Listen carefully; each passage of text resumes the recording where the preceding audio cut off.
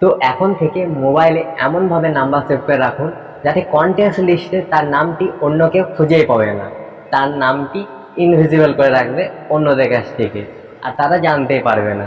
তার আগে ভিডিওটিতে একটি লাইক করে দিন, আর চ্যানেল নতুন হয়ে থাকলে চ্যানেলটিকে সাবস্ক্রাইব করে পাশে বেল আইকনটি অন করে রাখুন, যাতে এরকম ভিডিও আমি যখনই আপলোড করব আপনি সবার প্রথম সেই ভিডিওটি দেখতে পাবেন।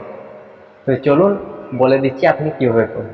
তো এটা করার জন্য আপনি প্রথমে গুগলটি ওপেন করুন, এরপর সেখানে সার্চ করুন ইনভিজিবল টেক্সট।